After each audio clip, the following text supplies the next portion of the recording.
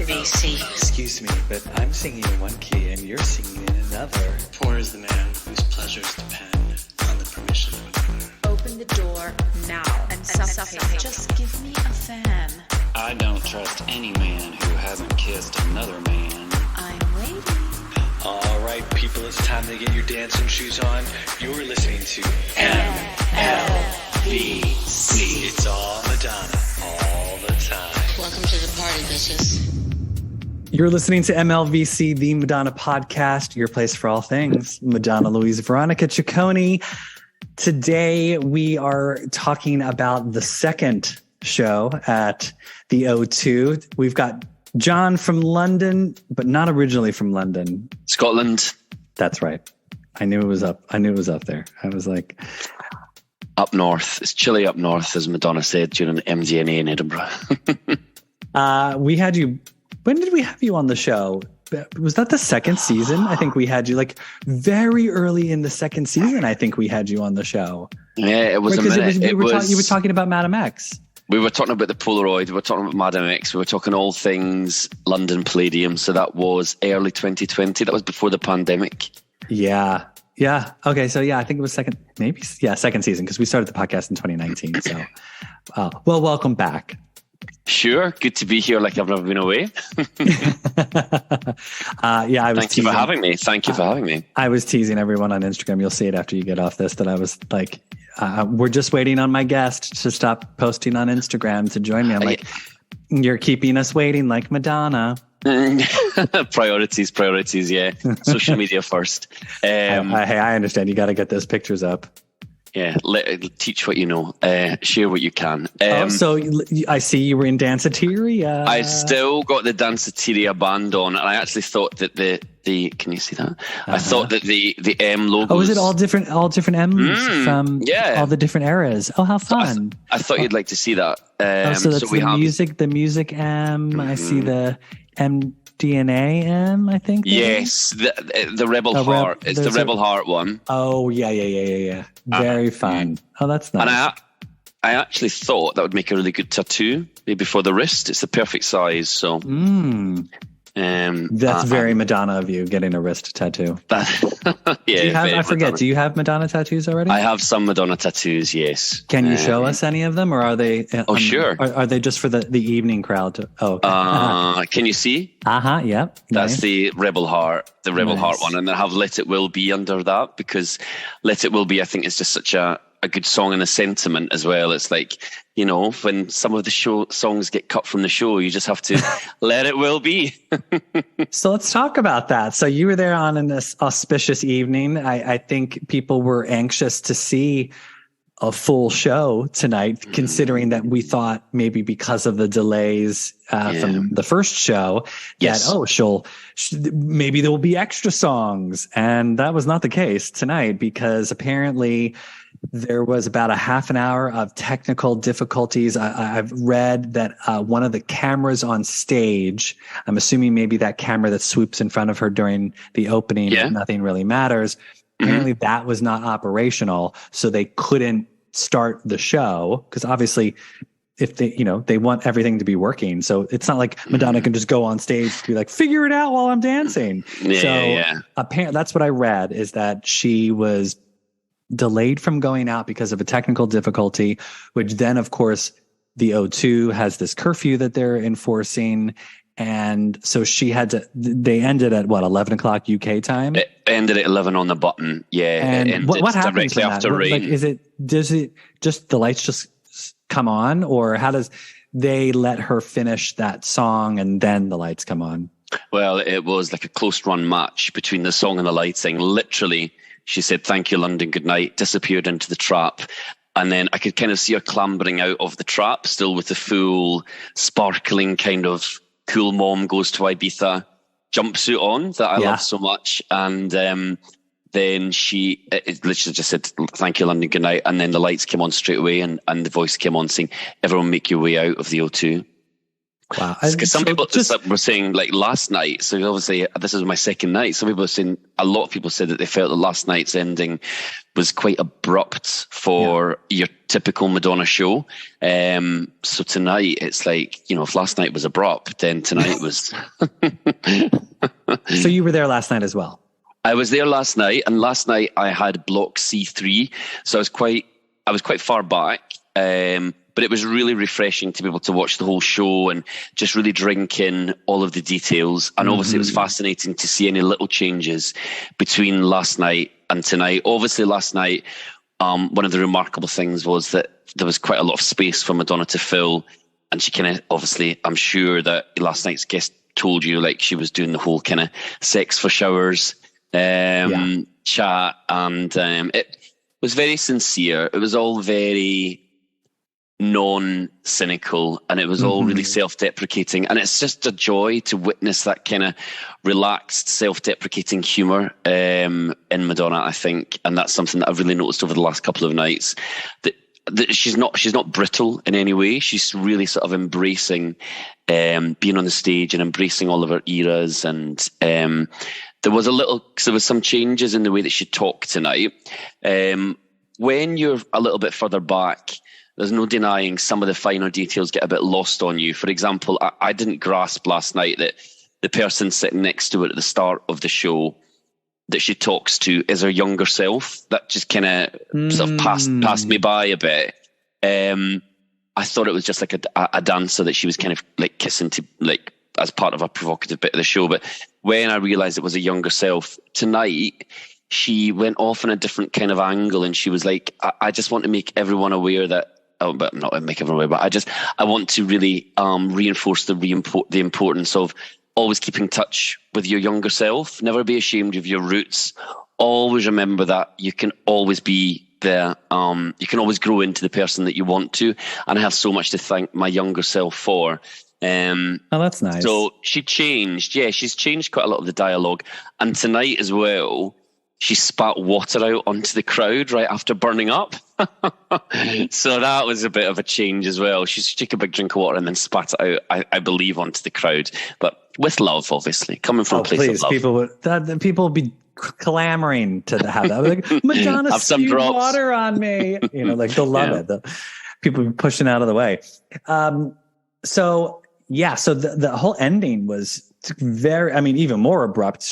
Very unexpected. Ended at rain, and we didn't get to see. I think there was the Like a Virgin, Bitch Billie on Jean Madonna. mashup. Oh, we didn't right, see Michael Bitch on Jackson. Madonna. Yeah, And the Michael Jackson piece is sweet. It's really enjoyable. It's very lacks any cynicism. It's really embracing the pop sensibilities of the king and queen of pop, and it's done in a really genuine kind of way. And I think that's one of the fantastic things about Madonna, is that there is no cynicism or bitterness on her part about her past or about the fact that she has been celebrated as a pop artist. She's kind of really been so embracing her past this tour, obviously, because it's greatest hits, but she's very relaxed with everything. And I think it was a shame to cut out it was a shame, obviously, that we lost anything. But because I was curious to see if we were actually going to get a proper ending. More, I thought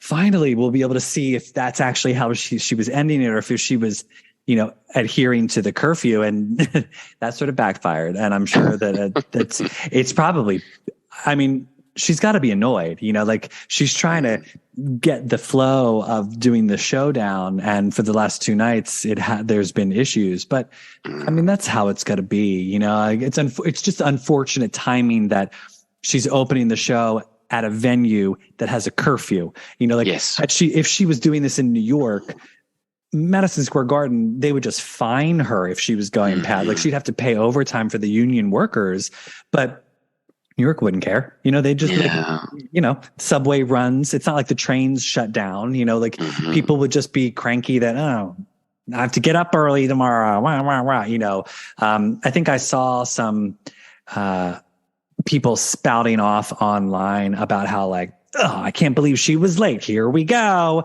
And this is ruining her legacy. I'm like, people, calm down. This is not ruining her legacy. It's the second night of a show. There's going to be issues that come up. They're just they're finding their way with the show. It's like she's not ruining anything. It's not her fault that the camera wasn't running. Like, I'd get it if she was like, I'm not ready.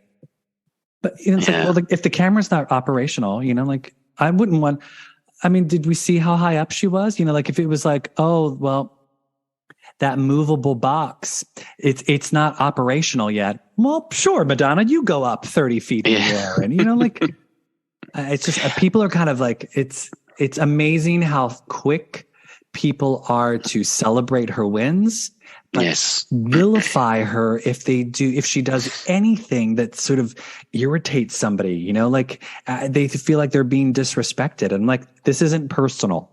Yeah, I think where there has been late, obviously starting in the past from previous tours, everyone's always on an amber alert for it. So the minute an issue flares up, it's like, oh God, this is it starting. Someone needs to buy an alarm clock. And I can't be a hypocrite. I've criticized in the past for coming on late as well. Hands up. I absolutely have. But like you say, this is the second show. There's going to be technical aspects to it. And that particular camera is such a pivotal piece. It never sits still. Like, the guy who was controlling it came out and said to us, like, this will be moving around. It's not going to be obstructing your view, which it totally didn't. So anyone who's going into the pits, don't worry that camera is going to sit there and block your view. It's up all the time. If it comes down, like, twice. And he was like, "Don't touch it. Like it's his favorite pet." And he keeps a very impassioned view on it. So I was really laughing because, like, we've got like the dancer's naked butt when he's got his jock strap on, and then we've just got this really kind of pan-faced camera guy just like really concentrating on the job in hand and not getting distracted by not looking at the naked bum in front of him. No, he's definitely not one of the family. So I wanted to talk about that. So apparently people are saying that moment when they're doing the Vogue, tens across the board. Yes. When one of the twins is voguing at them and Madonna. And so last night it was Madonna and Lourdes. Mm-hmm. Tonight it was Madonna and FKA Twigs. Yes. Although I was in the pits, I was quite far away from at that point, and I was concentrating so much on that whole Vogue scene, and I couldn't believe how much the twins have grown up. So I didn't really, I wasn't focusing so much on that, but I thought as Lola looks totally different tonight, and now that you say it's FKA Twigs, that makes perfect sense. Yeah, it was FKA Twigs, and so people are theorizing that that's the new unapologetic bitch / beer chat moment. So. And, in Rebel Heart, she had Unapologetic Bitch, where she would bring somebody up on stage. In Madam X, she would go into the audience and sit next to somebody and have a beer chat. And so they're saying that this is now that moment where, so like, somebody will be brought up on stage, whether it be a celebrity or a fan. I don't know if she will bring a fan up on stage, but if there was going to be a moment for that's when it'll be. That would make sense. Yeah, that would make absolute sense, and that would be such a high point if it does get rotated around. That'd be amazing, and create even more of a buzz. What's the kind of chat across the pond? Like, what are people most excited about? Has people defined opinions yet? Have people kind of? Oh, well, you tell me. You're the one seeing the show. I meant over in America. Like, has there been any particular kind of things? I think everyone who, because we haven't been. I've seen a couple. I know a couple people who flew across and were able to be there for opening night. And I think the general consensus is that, people are just happy that she's with us and she's performing. I did have a note. I think 2 people made this sentiment, which I thought was really interesting, in that they thought it was almost that although they were happy that she was back on stage, there was something about the show that made them sad.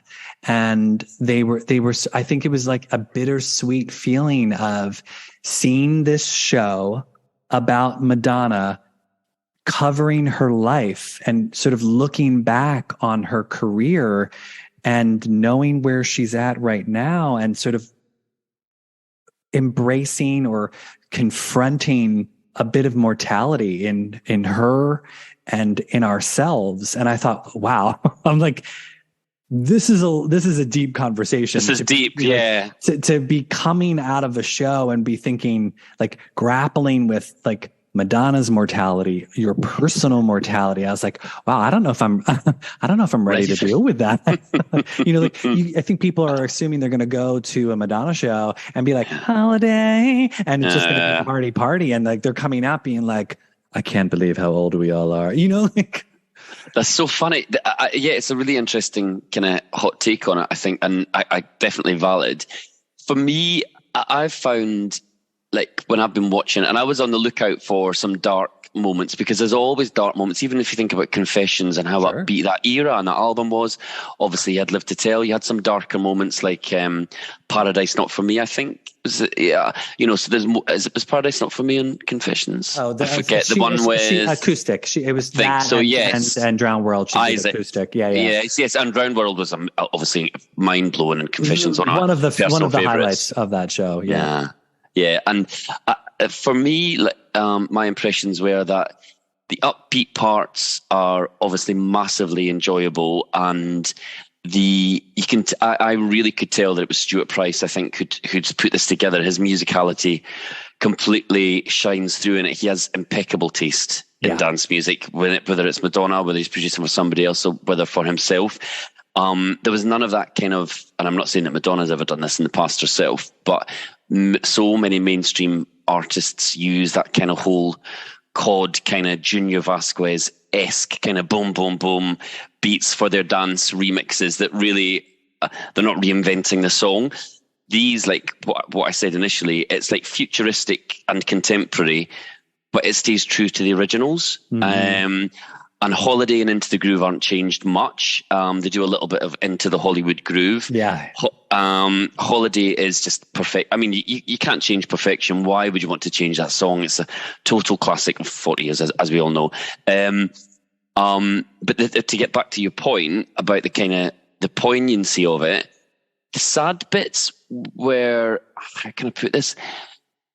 The sad bits were very kind of explicit in what they were about, like the HIV and the AIDS, like the tributes to the fallen from HIV and AIDS were very explicit, and obviously like even pictures of people like Sinead O'Connor, and which I thought was a lovely touch, like to have something about Sinead. I didn't notice anything for Whitney Houston. I don't know if I was wrong, or maybe I know that Madonna's got the greatest of respect for Whitney Houston and her legacy. So you can't mention everybody, obviously. Do you know what I mean? You've got a limited, it's not realistic to think you can mention everyone, but it was just something that I noticed. And I loved the Michael Jackson thing as well. But I think when you're talking about the kind of the poignancy of the looking back part, the sad parts for me all had a really good purpose. Like Live to Tell and Mother and Father is mind-blowing.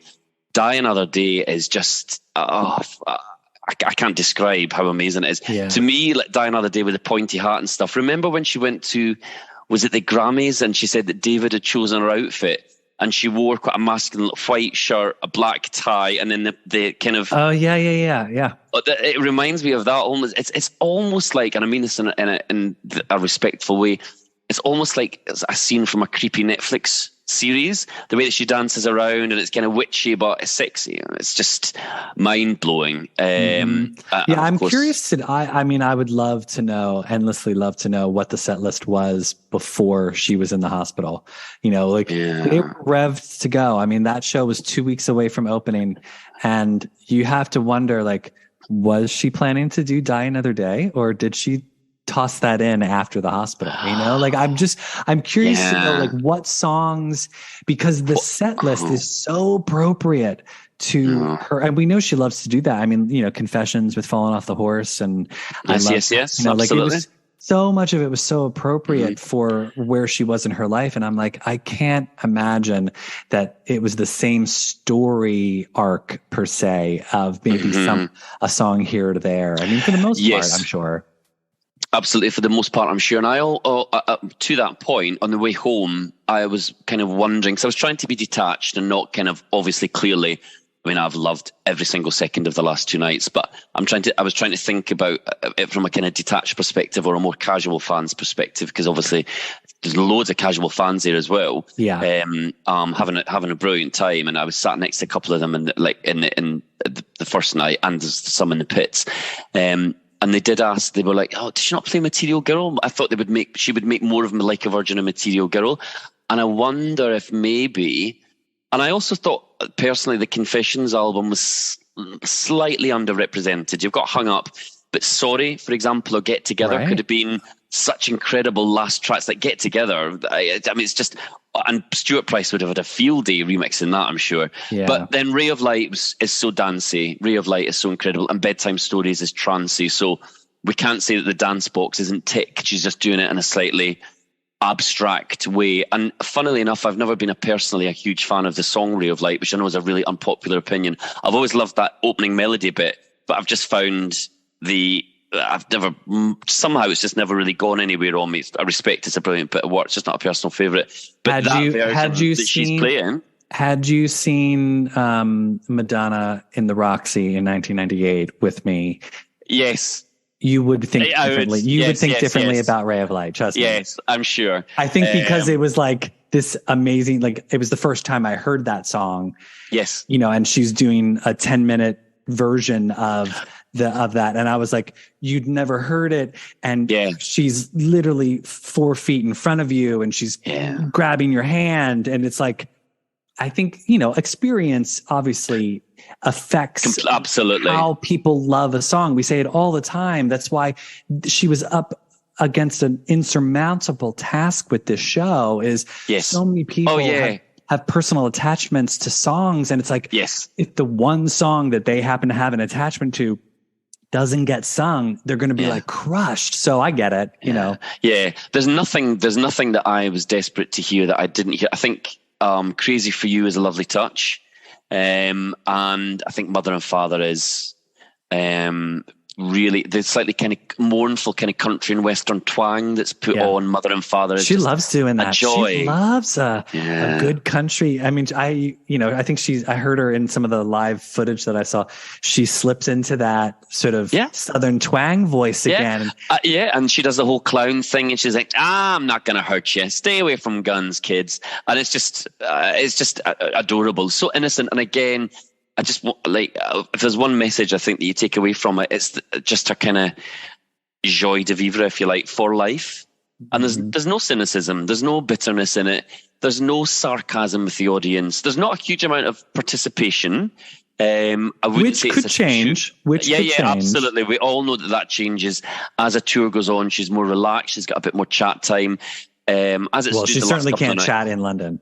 In London, they're probably like, "Come on, Madonna, let's go." She must have that in her ear constantly. So it's all at once. The overall impression that I get from the show is that it's unfamiliar, it's different, it's uncharacteristic, but also at the same time, it's immediately Madonna and it's immediately resonating. It's just completely and utterly up there for me. So will you be seeing it again? Yes, I'm going to Stockholm, back in the pits for Stockholm, and then I'm going to Cologne and Amsterdam. So nice. that's my little European jaunt, and I'm really excited to see the changes as I track the European. Yeah, I'll be curious to see what changes. I'll be curious to see if we actually get some extra songs. Like that's again, the rumor is that there were 4 songs that she did not sing last night, and certainly not tonight. I'll be curious to see if that actually does happen, or if the set list changes in any way, shape, or form. Because I would love to. So what did you think of last night's abrupt ending? You know, do you think there was more that was meant to happen and they just couldn't? Because I was a little bit further back from the show, I was really kind of grateful, if you like, that I could see so much from my vantage point for the first night. So I think I was probably overwhelmed with all the feelings of kind kind of that first night and not knowing what to expect. So I wasn't sort of on the lookout or alert for an abrupt ending. But when other people said to me, I feel as if it ended abruptly, I thought, I can see why they would think that, because it did just end. I know that oftentimes she's not done an encore, but the way that it finished was just quite a little bit meek, maybe. It might be fair to say. It didn't have the boom. What we know her to do, you know? Yes. Yeah. And she sets the bar so high. She's a victim of her own success. It's a cliche, but it's true, because we all expect a mind-boggling kind of array of... She set the bar so high that it's very hard for her to beat herself all the time. Yeah. And let's be honest, she charges a lot for tickets. There's no denying. People are only right to expect a high standard of production, but this show is completely and utterly up there. Yeah. So what did you think of the opening? Were you happy with Nothing Really Matters? Yes, very. Extremely. The way it's done is really graceful. The dancing that she does is... just really kind of on point, and the sort of halo thing around her, and the way that the lighting and that kind of circular, it's futuristic, but it's and Nothing Really Matters is still very true to the original. So it's not been kind of meddled with, and it's a gorgeous song, underrepresented. So I was delighted to have that as an opening. I thought Burning Up, I really enjoyed it. I think we've had it quite a bit. But equally, I understand how important that song is to her finding herself as a musician. Mm-hmm. And it was the first song that she wrote. So I completely respect its place in the set list. I guess just when we've seen her live a few times, you've kind of heard it performed quite a lot. Sure. I sort of cherry pick on the songs that we've heard a lot from her in tours, where it's like, we've heard Burning Up a lot. We've heard Human Nature a lot. You know, there's a couple songs where I'm like, I don't know if we need to hear this again, but it's her show. If she feels tied to those songs, whether it be for personal reasons or because she just likes them, you know, then far be it for me to be like, don't do them. You know, I get it. Like, she's telling a story, and if that's the story that she wants to tell with the certain songs, then that's fine. I mean, there's so many highlights on that set list that I'm like, far be it for me to be like, I don't think this should be here. I think that should be here. You know, like, it's not my show.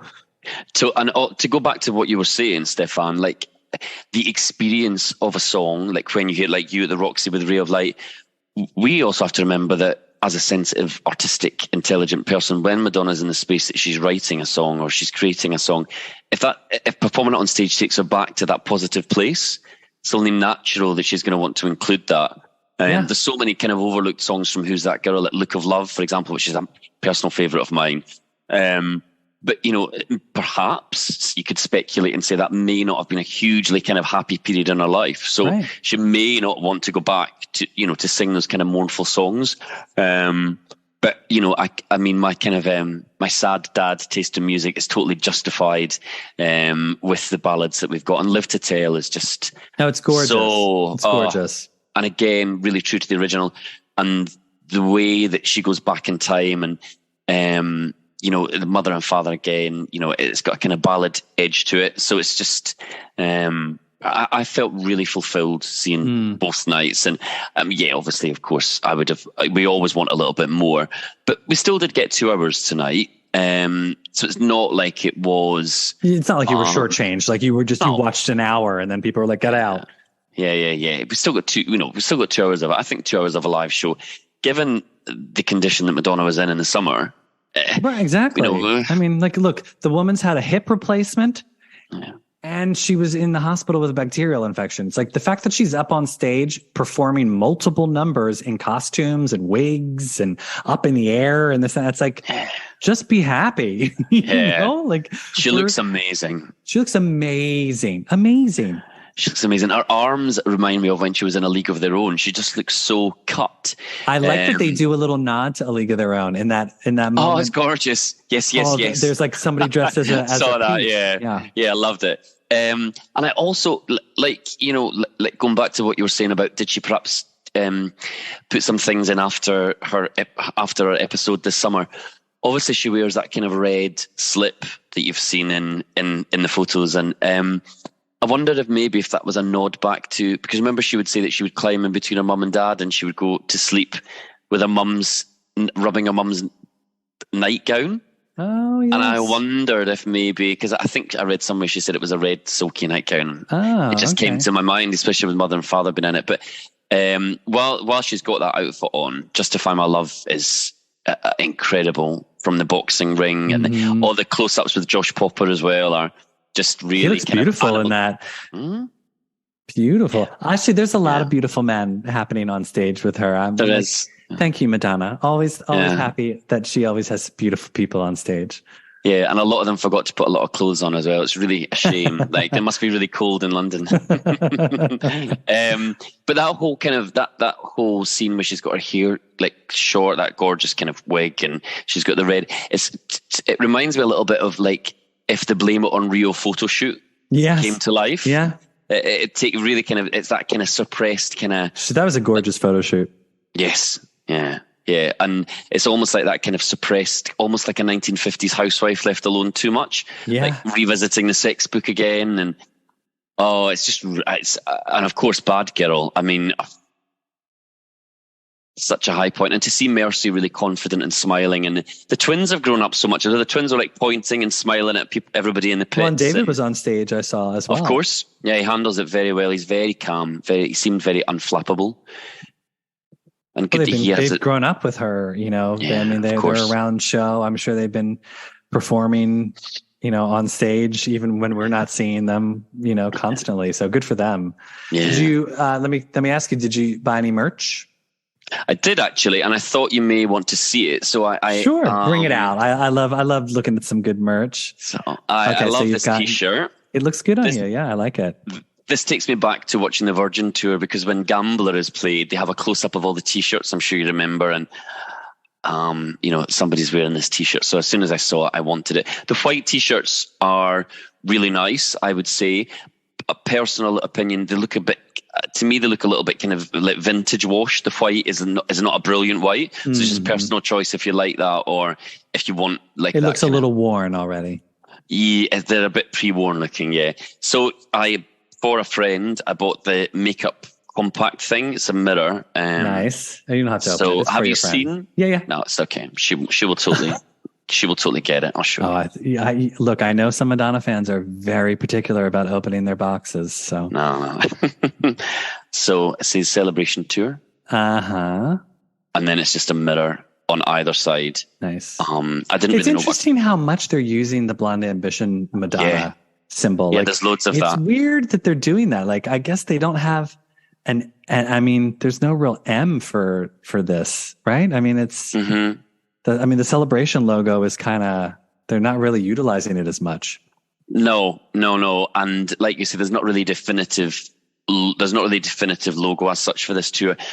Actually, when you talk about the merchandise, I'm sure you've seen it. There is the Maripol bracelets, the Maripol-esque bracelets. Have you seen that? Yes. The jelly bracelets that they're selling for like $50. I was like, somebody messaged me today. They're like, those are like 5 cents.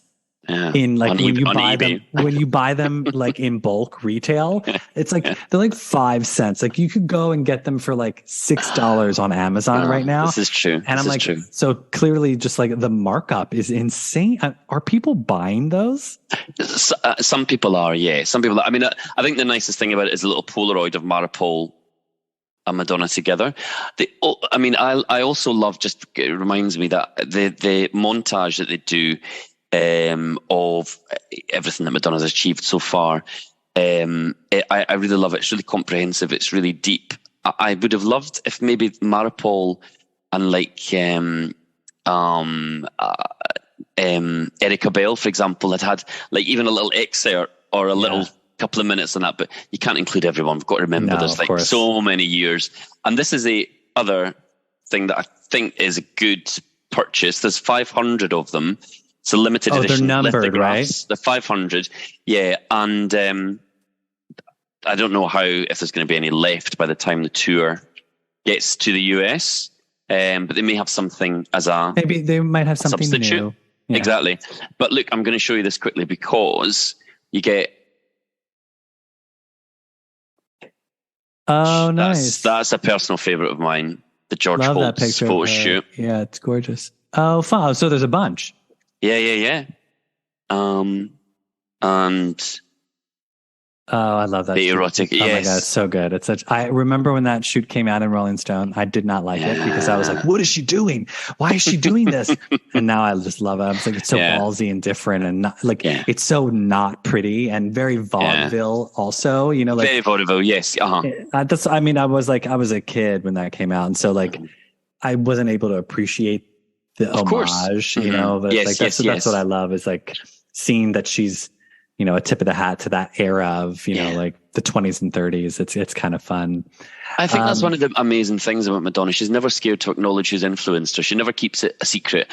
And she's educated all of us so much, not just about her and her life, but about the people that have been like Frida Kahlo and blah, blah, blah. And, you know, Tallulah Bankhead and all these kind of really revolutionary figures that I might not have discovered had I not, you know, paid attention to, you know, her art and, you know, her life story and stuff. And I always think that's such a worthwhile kind of legacy that she leaves almost as a byproduct of who she is. Yeah, it's so true. Well, you're a very smart Madonna fan.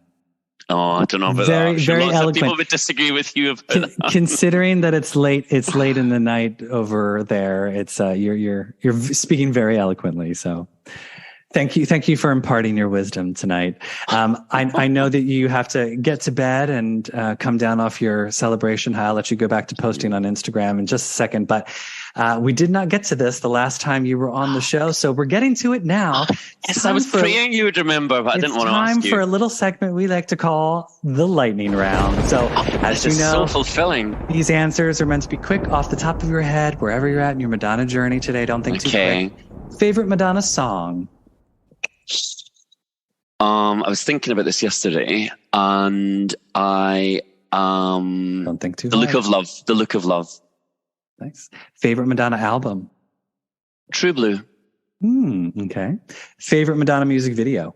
Lucky Star. Oh, classic. Favorite Madonna tour? Confessions Tour is my all-time favorite. Yeah, it's a good one. A lot of people say that. Favorite. I think. Sorry, I was just going to say, like we say, I was at such an innocent part of my fandom then. Seeing her live was still such a huge novelty, and it was so before social media that it was so fresh. It was a different world then. Oh, totally. That plays a massive part into it. Yeah, I think that was like, I mean, people weren't bringing phones in. No. You know, you didn't have good phones to take pictures. No. So it was like, and I can't stress enough how much the Celebration Tour is up there with Confessions. Oh, wow. I really, that's completely and utterly, I was about to say Celebration Tour, but I didn't want to be predictable, but it is literally, directly under there. Favorite Madonna movie? Desperately Seeking Susan. Good going, stranger. Favorite Madonna look? And this can be from a tour, a photo shoot, a video. Now, this one I can answer really quickly. It is the Brian Aris 1984 shoot with the orange mohair jumper. Oh, and the trousers with the zips on the knee that she wore in the Virgin Tour program also, and the brown 1980s kind of open-toed sandals. And that orange jumper was bought from Camden Market. Her and Erica Bell went and bought them both together. And then Martin Burgoyne wears that orange jumper at the very end of the Material Girl video to make her laugh on set, apparently. Oh, wow. So you've got some insights as well. I loved that. I loved that shoot as a kid. And luckily I still have the poster. It's looking at me right now. You need to hunt down that jumpsuit. You need to hunt down that jumper and see if you can find. I'm sure it's got to be somewhere, right? It must be somewhere in the vaults, right? I bet you Erica's got it. She's got it in the back of her closet or something. Yeah. Well, everybody, that's our show for today. John, thanks so much for joining us. I know it's late for you. Not at all. Anytime. Thank you for having me. Impressions of the second night in London. Tell everyone where they can find you on social so they can see what you're posting. Oh, sure. My personal socials is at JONNOP, which is John O.P., and I'll be posting lots from the last couple of nights there. And I have a Madonna Instagram collection kind of page, which is at Madonna Collection London. So feel free to follow both of them, and I will post excerpts from the tour on both. Nice. Well, and remember, everybody, you can find us on Instagram, Twitter, and Threads at MLVC Podcast. If you haven't subscribed to this YouTube channel, hit that subscribe button so you never miss a video. We're going to be going live quite frequently during the run of the Celebration Tour, speaking with other fine, upstanding individuals such as John and what they think about the Celebration Tour. If you'd like to donate to the show, help keep this show going, we're on Venmo at MLVC Podcast. Thank you again, John, so much. This is wonderful. Everybody, we will see you next time.